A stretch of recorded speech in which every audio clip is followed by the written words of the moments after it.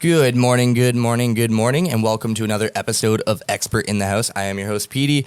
We are joined by Donna. Good morning. And we have very special guest, Sherry Bondy, the Mayor of Essex. Welcome Thank you for having me. Welcome to our home away from home. Thanks for coming in. So, we were explaining it a little bit earlier, but Ckrt in the House is a series that we've been doing where we bring in different people from very specific jobs that not a lot of people get insight on to how it actually works. And I feel like being a mayor is something that not everybody has an opportunity to do. I don't think very many people have an idea of what you really do. Yeah, everyone... It's every day is different. I can tell you that much, right? And you're kind of expected to be an expert in everything, like finance, drainage. It's kind of like being a mom, right? You have to know everything. Very relatable. So let's. Sorry. No, it's good. You first. How did you get to this? Like, when you were little, did you think, hey, I want to be a mayor? No, not at all. So I was a young mom. I ended up going to university, and then I went into bartending at a young age. And then I finished my degree, and I went back right into bartending. I worked across the street during the day at the Harrow Library, and then I walked basically across the road and worked at Trees at night. So I kind of did both those jobs. I didn't really follow politics because I was so busy just trying to survive being a young single mom. And on the 2 days before the election, the nominations closed in 2010, a doctor in the community called me and he said, Sherry, you should run for council. And I said, what's council?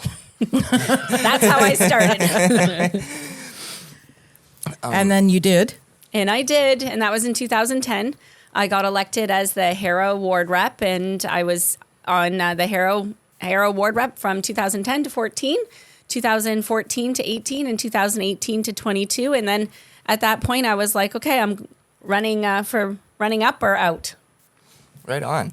Tell us a little bit about how that experience was, because not only is it not everybody gets a chance to run for an election, but not everybody's had a chance to go into an election in the middle of, let's say, dealing with like a pandemic.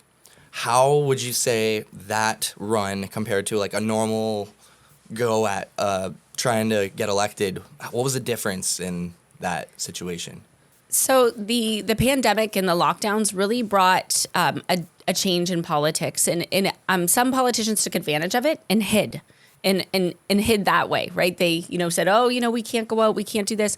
I really did a pivot to more social media, to more engagement. At that time, I started like Facebook Lives, right? And I found them to be really effective because sometimes people don't want to read a big blurb on social media. They'd rather, they're washing their dishes, so they'll put the phone next to the sink and listen to you. Yep. So I started really upping my engagement with residents. And I think that's when I kind of stood apart from others because I chose to take issues head on. And social media is really important for politics. There's the good, the bad, and the ugly on social media. I try to keep it as positive as I can, but residents need to know what's going on. And so I think I built a trust with the community that I was going to tell people what was going on, whether they liked it or not. Valid point. What would you say was one of the highlights so far of being a mayor? So there's a lot of little small things in a day that you can affect like positive change. When I see children around and they recognize me as the mayor, that's pretty cool. When I can help people, usually not always through even politics, just being out there in the community and people knowing who I am. So just the ability to talk to administration and just to advocate for residents. If I don't know if I could think of one highlight right now because that's a good question. I'm sure there's been some where I've had like goosebumps and tears in my eyes, but there's things where, the family that lost their lives on Erie Street, I went to administration and I said, I need the soccer complex for vigil. And they were like, sure, yep, anything you need. So like just being at town hall and just building a sense of community with town staff as well. It's building relationships. So it's been really successful. We've had a really good term so far. As the mayor of Essex, you also have to, all these other little smaller towns and stuff. How does that work? How is it trying to manage all the different areas So there's definitely some challenges, but in the past there was really that feeling of north versus south, and I've worked really hard to take that away. Right? I was elected in the entire community, and I keep that in mind. And I'm always in all of the areas, and our council members are really good advocating for their wards. So I think a lot of that has gone away, and it's making sure that we're looking at a roads plan right now to make sure, so that decisions are data based. Making sure that we're doing the right roads in the right areas. And then we can go to the public and say, hey, we're doing roads in all areas. So it's really informing residents that although you may not see a lot of things done in your area, things are getting done. And we also have to do the urgent things first, right? So it's letting residents know that, hey, just because, we understand that your road needs doing, but this road was worse. So it's communicating a lot to residents. And also we have a lot of struggles being one of the smaller municipalities in Essex County. We have a lot of roads. I'll just use roads for example. We have a lot of roads and we have a small tax base. So bringing realistic expectations to residents saying, hey, we can't do it all, but your turn is coming, and doing small things in little communities, right? Like whether it's little events here, little events there. Councillor Kim Verbeek in McGregor is doing a mix and mingle open house at the McGregor Community Centre. So it's supporting other councillors and other wards to make sure that everybody is visible and we're all working on, rowing in the same direction. Yeah, that's great. And really, if everybody is at odds, nothing's ever going to get done. Mm-hmm. So it's the best outcome is to work together. Yes. And we've had enough of that in Essex. We did. We went through a lot of trying times in Essex. So I think we have stability now. And it doesn't mean that we don't have really good debate in our council chambers. We do, but it's more democratic. It's more civil, and people don't leave there upset, and staff don't have their guts turning when they go to work. So it's much better. We don't always agree. We had the Essex Streetscape project and a couple council members didn't support it, right? Council members, agree, disagree for various reasons, but at least we're now getting along. Well, and do it like an adult, right? If you're Yes. going to have a debate like an adult. Yes. And it's really good. We do have, our residents are really engaged. So that's another thing that's really helping this council. So, for example, in Colchester, we're doing the Colchester secondary plan, which is looking at land planning, density, development. And we've had a lot of feedback from residents, and it's been good feedback. It's not like pitchfork feedback. It's like, please look at this and please evaluate this. So when the community is engaged, it makes our job that much easier because we're not guessing about what the residents want. Yeah, and this is a large area. It's a small community, but it's a very large area. When you start Covers ground. it covers a lot of It ground. does. So if you had to say your least favorite thing about being mayor, Once in a while, sometimes, I have something going on with my family. One of my children, they're sick or I'm sick. It happens. It happened. I haven't been sick in 2024, but in 2023, I was just run down. And, once in a while, I need to just run into Shoppers and get some Motrin. And as much as I love it when I'm feeling well, getting stopped by 5 people when I'm running into Shoppers, when I'm really feeling rotten, and trying to make sure that I'm listening to them when I'm really not feeling well myself, that's hard, right? So sometimes, just shopping locally, that's one of the things, whereas sometimes I want to put on a ball cap and a sweater. and sunglasses. Yeah, because you really are, people that have other ordinary jobs that are 9 to 5, it's 9 to 5. But the expectation from the community is that I'm 24/7. So it's hard because I don't ever really get to tap out if I'm not 100% or if I just need a night. So the messages come in on my social media up to, 10, 11, 12, and they start again at 5 in the morning. And it's just like, it's hard to manage it all. Yeah. I can see that imagine. for sure. This job is a little similar in the case of being in the public spotlight, and you really do have to finesse the art of managing personal life and work life differently. Like if I'm having a bad day, I can't come onto the radio and take it out on the rest of everyone else. I have to. Well, you can, but we're gonna have words afterwards. Yeah, exactly. Or who knows? Maybe they'd enjoy it. Maybe they just be laughing at me. But it's definitely a challenge trying to keep up that standard for the rest of everybody all the time. It is, because when you think about all of the people that, I represent, I elect, I may only see one person. And this is what I tell other council members too. You may only have one interaction with that person the entire term, right? So if you're running into somebody and you don't smile enough, or you're not friendly enough, you're like, oh, that's a missed opportunity to make somebody know that I care. So that is hard sometimes. When When do you get to, do you ever have a chance where, I know for me, sometimes I just think, okay, I'm done. Like, I am just done for today. I'm done peopling. I'm not working. Mm-hmm. Do you get to shut down? I shut down a little bit this summer. It was the best summer of my life probably so far. There was no storms, right? So the first year of the term, we had 3 storms, and that kept me going. So this year there was no storms. It was calm. There was no real big drama, no critical incidents. So I did get to have a little bit of a break. And now I am trying to set a little bit more boundaries and also delegate, encourage people to do the report a problem. Encourage them to go to their ward reps first, because a lot of the things that I get, and I love everybody, but a lot of the things that I get are potholes in streetlights. And if I'm constantly doing potholes in streetlights, I can't work on high level files, because I call it the hamster wheel. Right.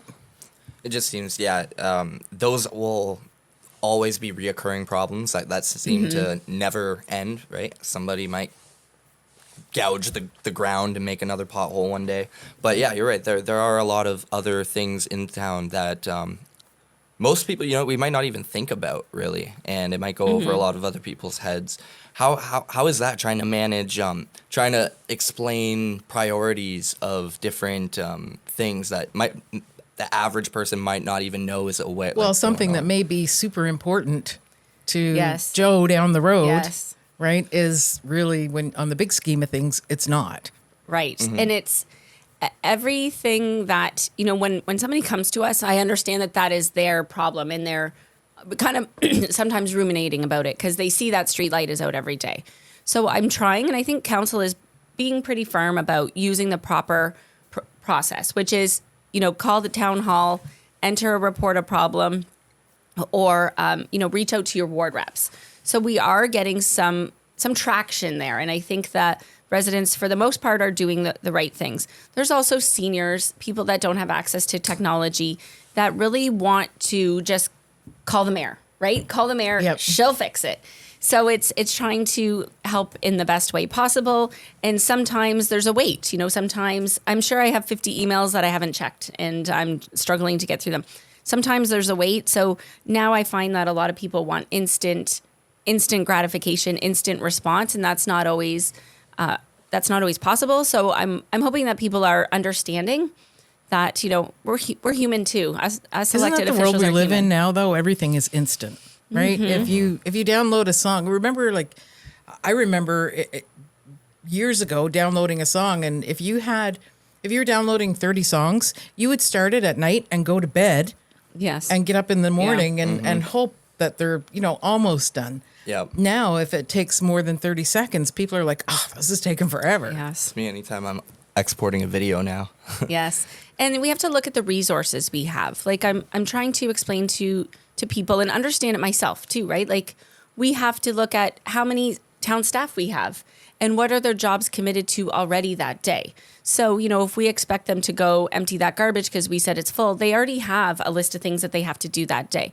So, we are a small municipality. People will argue this, but now that I'm there every day, we don't have a ton of staff that are, extra. We run lean. I see the staff that we do have, they are working hard to make our town better. So it's not like anybody's, sitting there, with their feet up. So looking at the expectations from members of the public and looking at how we can really deliver with the resources we have, because at the same time, nobody wants tax increases to pay for more things or more services. Right. And I don't think people understand. That's why it's great to have you here, so that people can hear what it's like sort of behind the scenes. Yes, it's a constant struggle between, what is affordable for people, because people will say that councils want to raise taxes. Trust me, we don't want to raise taxes, but we also have to make sure we're managing infrastructure and not cutting services. Or if residents want us to cut services, that's an option. But cutting services, people don't like to hear about cutting services. You know, we talked about, do we want to go to garbage pickup every other week to try to save money? It was that vote at, we did one on social media. It was pretty close. But I have a feeling if we put garbage to every other week, people would not be happy. So it's kind of one of those things where we're damned if we do and damned if we don't on a number of things. But people don't understand the big picture of that. Like, okay, we can add all kinds of services, but it's not going to come for free. No. And another thing is that we're seeing more and more downloads from the provincial government and the federal government. So we're seeing less disposable money, less grant money for us. So that's challenging too. We're working, with more and more constraints. So do you think your kids are going to follow in your footsteps? Do they want to? I think my youngest daughter is pretty, I don't know. This is actually, I'm going to be really honest. I don't know if I want them to follow in my footsteps. And that is something that I learned about a year ago, and it's just hard. And I know it's hard for men, but it's really hard for women. And I don't know. So that's what a part of my job is, trying to make this job better for them. Because we did a wage review and we got a wage increase, and people were very critical about that. But the wage increase is more like an equalization payment because we were so underpaid. And people were so critical about us over that. And I said, if my daughter worked somewhere and she was 137% underpaid to the comparable jobs out there in the industry, I want her to get the same amount of money. So the fact is, like, we have to fight so hard just to be equal. So I don't know if I want them to do this, unless it gets a little easier. But my older daughter is a big animal advocate. She was working on a job site this year, and she had the job site stopped because she saw animals, and she got an award. So they are advocates in their own way, but I don't want them to be mayor yet until it's easier for women to be mayor, and that's the honest truth. I don't know if it ever will be. I don't know if it ever will be. I think it's always going to be a bit of a struggle, and that sounds really feministic to say, but it's tougher. It is tough. So, we'll ask me that question in a couple of years and we'll see. Because there are more women now elected. Essex County, I think, is still around the 25%. We're still underrepresented. But at County Council, we have more women than we ever have. So I'm still hopeful, but cautiously optimistic, because it's hard, it's taxing, and you have to be pretty confident in yourself, because the world of politics and other jobs too, right? I'm not dismissing concerns in other jobs, but you almost have the feeling like you're never good enough, right? It's like how much can I give you, and it's almost like I feel like some days, like, residents or the community in general would take the blood out of my veins, and it's never good enough, right? Like, work you to the ground, never good enough, because there's always one more email, always one more message. But they're all coming from individual people who have concerns. So it's not always easy. So what's next? Where do you think you'll go from here? I'm pretty happy where I'm at right now. I would love another term. So, we're 2 years into this term, so I will be running again for another term, and maybe we'll see if I can look at other local ambitions, but nothing provincially or federally at any time soon. I have little kids still, so I love what I do. It's always different. So each day is different. It's not boring by any means, and there's always new challenges. It's like an ultimate game of almost like chess or like Survivor or FBI. Like it's or like social work. It is kind of crazy. So I really enjoy it. We have a good team. So I want one more term. Hopefully the residents will give me that, because it's been really good, and I think we have a lot more good work to do. Let's talk a little bit about that. So when you got elected, the moment you found out, congratulations, Sherry Bondy, you've been voted in. How was it? Was it big celebrations? Was it, this is real now and game on, serious now? What was the whole atmosphere like? So I felt very prepared, because I had a game plan when the election results came in 2018. So it was 2018 and then 2022. When the election results came in at 2018, I was sitting on my couch and I said, I'm running for mayor, because I didn't like what happened. That's when we had the proxy scandal. So I thought, the only way to fix the issues is to run myself, which I did. So I had a 4-year runway for running for mayor. And I studied it. I did really well in university. Like I know how to study. So I took it as the biggest. Now I'm giving away all my election tips. So hopefully nobody that's listening is going to run against me. But I studied it like the biggest exam of my life. I analyzed movements, he said, she said, staff reports. When are they coming back? And I was just really dotting my I's, crossing my T's. And I made a lot of change through public support during those 4 years. Like we changed all the election bylaws, anything else, if a business was breaking laws, like I just got the public to really be involved in council. So when council members didn't even want to vote the way I did, they had the eyes of the community watching them. Very successful term, very tumultuous.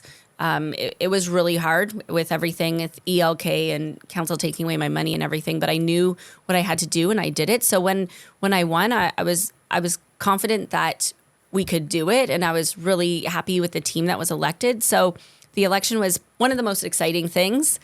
And, I can't wait to mentor others on how to run successful campaigns, because I was not, they didn't think I was going to win. The media didn't think I was going to win. They were at my opponent's campaign party and they all had to drive down to mine. People didn't think I was going to win, and I won by 583 votes, which is pretty good. That is good. And I almost want to say it's almost more cool than, let's say, an Oscar, because cool, people said that your movie was the best or your song was the best for a Grammy, but people are voting for you to run their town. It's crazy, eh? Yeah. It is. So it's the validation must have been unreal. Like still when I drive around, I'm like, holy cow. I'm like, I'm the mayor. Oh my goodness. Like it's still like I still get goosebumps now. I was like, I'm the mayor here. I'm the mayor here. Oh my gosh, right? Like it's such an honor and such a privilege. And I don't take it for granted at all, because, I'm not without my baggage, right? I'm a single mom. So for the residents to elect a single mom, like that's pretty good, right? Like, but things that I've done, like I think because I am a single mom, I'm very fiscally responsible, right? And I'm really out there, and I help people all the time, whether it's with food or clothing drives and the mayor's charity yard sale. Like I find ways to connect with people and engage them. And I think that's why I won the election as well, because people felt they had a say when they voted for me. And you are everywhere. You are everywhere. Every time I'm out covering a story, there's so many places that I see you. And I'll tell you, one of the first times I remember meeting you for the first time. Where was it? It was one of the storms. Oh, yes. Yes. And so I'm out, I'm covering, all of this damage is everywhere. And it was last year, 2 years ago, we had all those storms. So I'm out here and we're kind of like traipsing through water and branches and everything. And I'm sweating. Like I have all of this hair, right? I'm like the Lion King hair. And I forgot my hair clip. And you were like, here, take mine. Oh, yeah. Take mine. I remember that now. I was like, no, I can't take it. Here's the mayor offering me her hair clip because I'm really hot. So, but I never forgot that. And so many times after that, now I see you around everywhere. And I think that's why you got voted, because you're that, here, just take this. It's not like, oh, I'm the mayor, don't speak to me. It comes naturally because I feel like, if you watch the County of Essex council meeting from Wednesday night this week, so the 2nd, you'll see it's all about customer service. And I think that's where my degree in social work, my mom was a bartender at the Meadows before. So it's, you serve people, right? At the library, I served people. At the bar, I served people.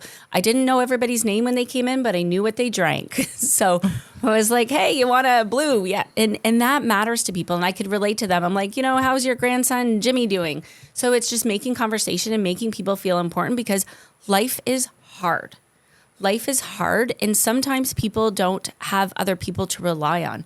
I don't have a big family to rely on, so I know that it takes a village. It takes a community. And if we could all do little things on a daily basis to make people's lives better, that's what life is all about, is getting through it together. If someone was listening to this, a teenager is listening to this, and they think, I think I kind of want to take this route. I like what she does. I like how she looks at things. What would you say to them? What advice would you give someone that's thinking about following in your path? A lot of things. So if you're thinking about politics in any way, or even volunteering, getting involved, read the local papers. I cannot stress that enough. And you may think I'm biased, but I'm not. It's the local papers they cover so much, and they cover ads and they cover events. So that's step one. Anybody moving into our town, my first question is, did you get our local papers? Because you need to stay informed, and not everything is on social media. And there's something neat about sitting with a local paper. Yes. Follow the agencies, follow the towns that you like on social media, subscribe to their websites, and start volunteering. Reach out to councils that you're interested in. Every local council, I think now, has, they're live streamed, or you can watch their meetings. So watch their meetings, get involved, ask questions. And the most important thing that I think is the gut. You follow your gut. So there's a gut that I have now. And in my first term of council, I didn't always recognize it, but I recognize it now. And it's when you're sitting somewhere and you see something and you're like, I should say something. That person looks uncomfortable, or maybe we should open the door because, the door shouldn't be closed right now. Follow your gut. Question your gut, because it's often right. And stand up for others, because the more we do that, then the less bullies there are. Yeah. Absolutely. And I think it's a tough business. Politics is a very tough business. It is. You have to be thick-skinned to take that. You have to roll with the punches. Yeah. Oh, absolutely. And you're getting it from everywhere. It can come from anything in politics. So it's definitely a challenge. What would you say was the biggest challenge out of, what would you say is like one of the challenging parts of being a mayor when it comes to trying? No, it's me. Sorry. That's okay. I just drew a blank. I'm so sorry. That threw me off so hard. Challenge being a mayor and trying to... Yeah. Trying to, let's say, I feel like you have a very hard job when it comes to a public image. You have to always keep a great public image. How do you do that with hard topics, or something, let's say, people might not, like we were mentioning earlier, some people might not associate it with themselves, but for the vast majority of people, it's a very important Can I wrap subject. this question up for you? Yes, please. How do you tell somebody to piss off when you know you can't? Yes. Thank you. Well, honesty, doing your homework. So if there's an issue that a member of the public doesn't agree with you on, you've done your homework, you've gone to administration, you've potentially seen what other towns have done. You look at it morally, ethically, for the betterment of everyone too, right? So we have a couple cases where people want something done to their property. They want the town to pay for it. And we just can't, because if we do, we have to pay for it for everybody. So saying, this is the truth. You may not like it, but just explaining facts to people and being upfront to people. I don't sugarcoat things. People know me that I don't sugarcoat things, and that goes to administration as well. Like I will tell them, usually if I have an issue at council or county, if I'm talking to the staff, I go, I can't support this, and here's my reason why. And just being upfront, you don't want to blindside people as well. And you want to give them the facts. You want to give them the options. If you don't like what the town has done, you can go get a lawyer, but you have to see what we're looking at too. We can't, spend $8,000, $9,000 here and there on everybody's private property. Have you ever felt threatened or had anyone be actually aggressive to you? So no, but I've had a little bit of property damage over the years, so I have cameras now. No, I try really hard. I think that the bartender in me makes sure that I'm in good situations. Right. Like I feel like I have some street smarts when I'm walking around, and I don't put myself in compromising situations. Now I've made sure that when I see something with staff, we just had a full house at council, and I saw people standing behind staff, and I leaned over to the clerk and I said, you have to move them. Like I want to make sure that everybody in our pod is protected, and I see that just because I've been through so much now, and sometimes you watch TV and you're like, yeah, that shouldn't happen. So always cognizant of risks, and generally for the most part, people are respectful.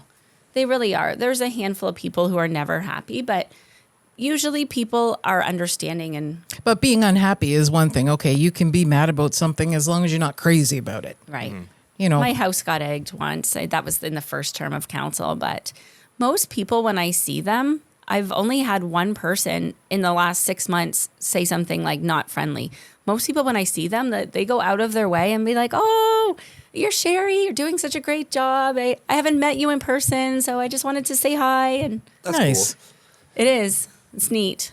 Anything you would like to share before we wrap up? Like any advice you would like to give to people? Any, residents to kids to... Just to make sure residents always pay attention to your local politics. The election of a council or even a federal, provincial, anything doesn't just happen in the month before the election. You need to judge candidates by how they work that whole entire term, right? Like that's how I played it from 18 to 22. It was like, I don't want to be judged on the last 4 months before the 22 election. I want people to know that I will work hard for them the entire term.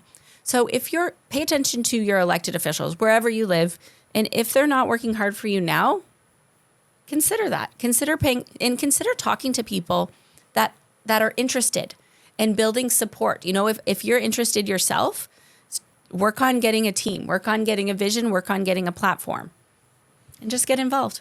Perfect. Well, thank you so much for coming in today. This is fun. Yeah, it was thanks cool. for having me. Not every day we get to have the mayor of the To town. question the mayor, yeah. So, thank you so much for taking the time of your very busy schedule to come in and do this with us. It was Thank great. you for having me. I had fun too. You just saw another episode of Ckrt in the House, or you listened to it, depending on where you're getting your media at. If you want to see more, you can go on our website, www.ckrtbordercityradio.com, or on our YouTube channel, CKRT Border City Radio, and you can see all of our other content there. If you are listening, sit back, relax, and enjoy the 70s, 80s, and 90s classic rock, the best around. And if you're watching on YouTube, make sure you comment, like, subscribe, hit the notification bell, and we'll see you in the next one. Take care, everybody. Have a great one.